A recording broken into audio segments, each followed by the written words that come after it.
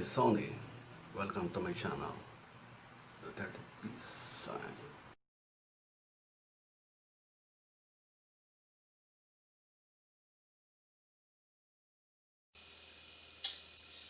Magandang hapon, Pilipinas. This is Sony. Ating pang pag-aralan itong mandatory requirements for a drainage system. Kasi lahat po ng plumbing design at installation is meron pong kaakibat na set of rules and limitation ayon po dito sa aking binabasa pong reference books. At ito po ay prescribed by the National Planning Code. Ito po is anim na item na ito na aking i-discuss is only recommendatory lang po galing po sa National Planning Code. So yung ating mga kaibigan na nagpapatayo o magpapatayo po ng bahay, meron po siya na-acquire na house and lot sa through pag-ibig sa iba't ibang subdivision po sa ating bayan, Luzon, Visayas, Mindanao is at least mayroon po kayong idea kung ano po yung mga requirements po ng drainage system. Is either ito po ay inyong sundin o hindi, at least meron po tayong guidelines para po maayos po ang ating drainage system at hindi po tayo magka-problema later on. Mas maganda po, meron po tayong sinusunod na guidelines at ito po ay inyong i-verify o i-check during construction, installation na isinasagawa po ng ating mga skilled personnel. So, itong anim na to is only recommendatory dahil itong mga installation na to hindi po naman ito bine-verify o chine-check ng ating local authorities. So, nasa option po natin mga kaibigan kung itong aking sasabihin ng anim na item na mandatory requirements for a drainage system. Nasa inyo po yan kung ito inyong susundin o hindi. At least meron po kayong idea na aking i-share. Ito ay patungkol sa ventilation, sa pipe connection, sa clean out, sa trap, at saka sa venting po ng ating septic tank. So doon sa item na aking sa item number 1 na aking nabanggit dito sa susunod kong video, yung patungkol dito sa leakage, ito po ibinigyan ko ng attention yung tatlong punto pong ginagamit. Dahil ito is patungkol lang po sa drainage line, yung nabanggit po na galvanized pipe o kaya copper pipe is hindi po ito ginagamit sa ating drainage line. So balit binanggit po rito sa National Planning Code yung leakage of gas or liquid. So sa gas, halimbawa mayroon po tayong ginamitan po ng galvanized pipe o copper pipe para masigurado po natin na wala pong tagos ito. Ito ay ginagamitan po ng test pressure o pressure test. Ang kanyang pressure test po is 1.5 times yung kanyang working pressure. Halimbawa, kung ang working pressure po ng copper line na inyong kinasa o kinabit o kaya galvanized pipe, ang kanyang working pressure, sabihin natin both are 30 psi. Ang kanyang test pressure po is 45 with a duration of 2 hours. Kapag hindi po nagbago ang reading sa pressure test na yan within 2 hours, yung lahat po ng dugtungan yan is leak free. Iyon lang po ang ginamitan ko o binigay ko ng attention, yung copper pipe at jive pipe. Normally po, itong dalawang item na to is hindi po ginagamit sa drainage line. Depende na lamang kung sa drainage line is gagamitan po ng copper pipe. Pero sa aking experience, wala pong ginamit na copper pipe. Normally, it is a PVC pipe o kaya sa external ground is meron po tayong concrete pipe. So, sa nabanggit po na material is copper PVC pipe. It is either PVC pipe or UPVC pipe. Ginagamitan po yan ng head test. Yung meron po tayong water column, gamit po yung tubo. Let's say D3 o kaya D4. Nakakasap po yan doon sa pinakaibaba po ng water line. Yung sa lowest part ng water line, lalagyan po ng tubig, yung 2 meter head o 2 meter 5 nakatayo. So, pupunin po natin up to the 2 meter level po ng standpipe.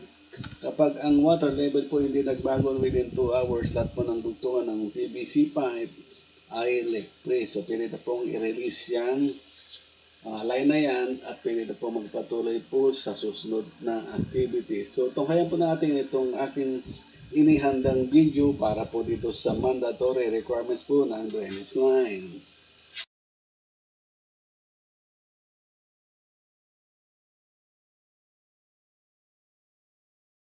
Hello friends, atin pong i-review o balikan yung mga requirements po ng o mandatory requirements po for a drainage system. Dahil po lahat po ng plumbing design and installation is meron pong governing set of rules as prescribed by the National Plumbing Code. So i-review po natin yung kanilang mga requirements, anim po ito at ating pong i-review one by one. Number one is all pipe joints are well fitted to prevent leakage of gas or liquid. Okay. Ngayon, kung ang tubo natin is patungkol po sa drainage line, kung ito ay PVC, ang installation po is ginagamitan po ng watt o head test. Ito po ay lalagyan po ng 2 meter head doon sa dulo po ng linya ng drainage line. Ito po ay tatagal po ng 2 oras. Kapag sa 2 oras hindi po nagbago ang water level ng 2 meter head, ang lahat po ng duktungan ng PVC joint are clear po sa tagas o leak free. Ngayon sa mga galvanized pipe na ginamitan po nito, yung mga let's say meron pang airline, ito ay ginagamitan po ng leak test para masigurado na ito ay walang tagas. Kung ang operating pressure po ng tubo, let's say sa air, is 30 psi, ang kanyang test pressure po is 45 psi. It is only 1.5 times the operating pressure. So kapag within 2 hours is hindi po bumaba yung kanyang test pressure, ang lahat po ng dugtungan ng GI pipe ay leak free. O kaya man dito sa copper pipe, ganun din po ang sistema po sa galvanized. Kung ano po ang kanyang working pressure times 1.5, yun po ang kanyang test pressure. So, halimbawa, ganoon din po, 30 psi ang working pressure po ng copper line, times 1.5, ang kanyang test pressure po is 45. 2 oras lang po ang test duration after that at hindi nagbago ang kanyang reading at ito'y nanatili sa 45 psi, ang kanyang linya po is leak free o pwede na pong mag-continue po sa further activity. And then number 2 po sa requirements po ng National Plumbing Code is pipe should be graded properly toward main sewer line or septic tank. Ito po yung ating septic tank, meron po tayong main line. Ang sinasabi itong graded is 1%. Ito po is either 3 inches pipe or 4 inches pipe. Ang kanyang slope po is 1%. Para po maiwasan po natin yung solid na naiiwan po dito sa main line. Kapag ang slope po is nasa tama pong slope, wala pong maiiwan. Kapag ang slope po niya is above the recommended slope, may tendency po na merong solid po dito is maiiwan. Ito pong item number 2 na pipe should be graded is natalakay ko na po ito sa nakarakong video na kung saan ang 2 inches pipe drainage line for waste line ay pwede kayong mag-slope dyan ng 2% up to 3%. While on the 3 inches line at saka 4 inches line, ang slope po niya recommended is 1%. Dahil po yan is malimit po ginagamit sa ating mga bahay. Dalo yan po ng ating solid waste galing po sa TNB. So, sa 3 inches tsaka 4 inches pipeline is 1% po ang kanyang recommended slope. Okay, number 3 po sa requirements po ng drainage system is number 3, drainage line should be provided with clean out for cleaning purposes. So, dito sa aking diagram is meron po tayo ditong clean out sa dulo. Okay? At yan is main line na tumakbo po papunta po ng septic tank. Andito po yung ating clean out. Ito po yung natalakay ko na rin sa nakarakong video na kung saan sinasabi ko na any change of direction is dapat po meron tayong clean out. Kung sakali po magbarang ating linya, pwede po natin siyang masalaksak gamit po ang sure rod o anong pang gamit po ng pangsalaksak. Sa clean out po is dapat po tayo gumamit ng dalawang 45 elbow at meron po siyang metal flag na kung saan ito ay threaded. Kapag bubuksan po natin ang clean out, meron po siyang metal flag is threaded. Yung pong ating bubuksan para makis po natin ang linya at doon po natin isusuot ang shower rod para ma-clean po natin ang baradong linya. Tulad po dito, the line is straight. So, meron lang po tayong isang clean out. Ngayon, kapag ito is lumiko, kung saan siya lumiko is maglalagay po tayo ng another clean out. Ito po ay combination po ng Y and then dalawang 45 elbow and then meron po siyang metal flag. So, yan lang po. So, clean out for cleaning purposes. And then sa number 4 po is drainage line must be provided with ventilation to convey gases to the atmosphere. Tulad po sa diagram na ito is meron po tayong WC, may laboratory po tayo dyan. And then meron po tayo ditong vent outlet. And then isinama natin yung vent ng laboratory. Dahil habang hindi po natin ginagamit ang ating mga fixtures, meron po ditong gas along the main line. At dahil po nagpo-produce pong ating linya ng gases, ang tendency po ng gas is umakyat papunta po ng roof line. So, bali, pag ginamit po natin ng WC, pag nag-flush po tayo, yung tubig po itutulak niya yung gas dito sa main line.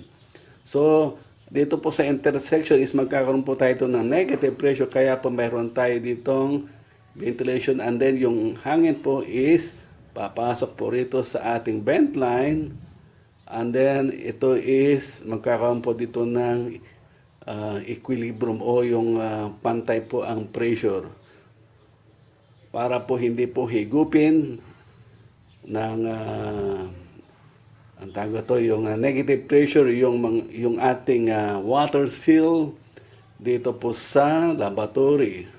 At saka pag tayo po ay nag-flush sa WC, wala po tayong marinig na parang humihigop po ng hangin yung ating WC.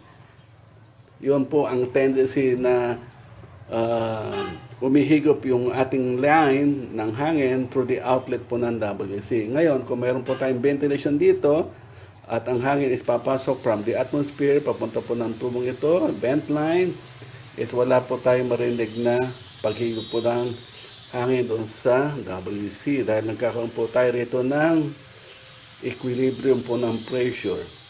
Kapag nagkaroon po dito ng negative, papasok po rito yung hangin para magpantay po ang kanyang pressure at ang daloy po ng tubig is smooth papunta po ng septic tank. Ang number 5 po ay all pictures shall be provided with a suitable trap that will prevent backflow of gases. Kasi pag nawalan po ang ating trap, ang gases po na naproproduce sa ating o inside the drainage line is lalabas po papunta po sa ating pamamahay. So, kailangan po natin na magkaroon po ng trap doon sa ating laboratory. Ang ating WC is mayroon na po siyang built-in trap.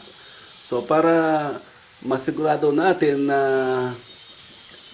ng ating trap is hindi po mahigop dahil po sa negative pressure action, kailangan po natin ang ating pipeline o ating installation is meron pong ventilation tulad po ng sinasabi rito sa number 4. So kailangan po lahat po ng ating fixtures tulad po ng laboratory, lalagyan po natin siya ng P-trap o S-trap. And then pati po yung ating flow drain is dapat po mayroon din siyang P-trap or S-trap o kaya po o kaya yung pong floor galley. Subalit ang floor galley po is not available in the Philippines.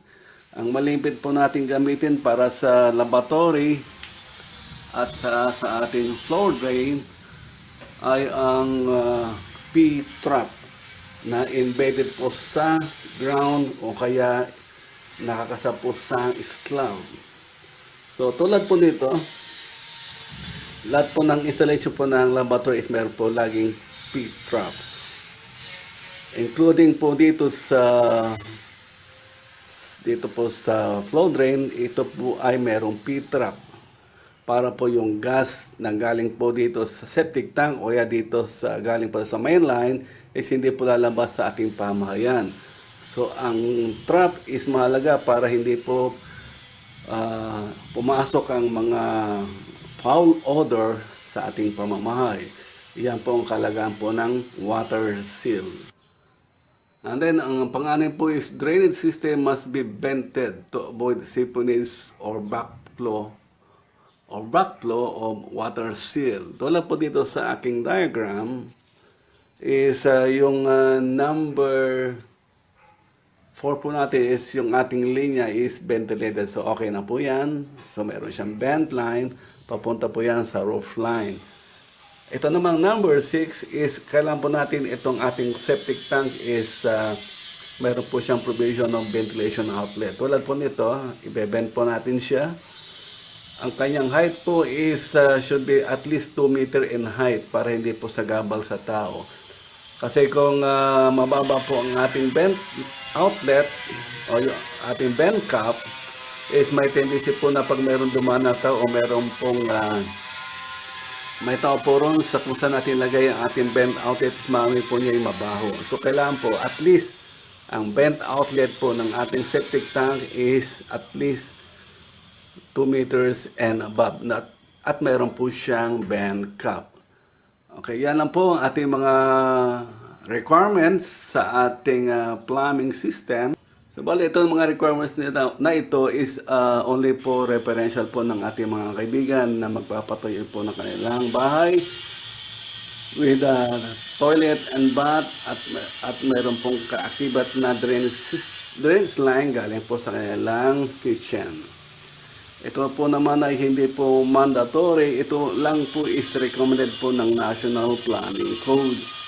Dahil ang ating installation po naman is hindi sinong ini-inspect po ng ating local authorities.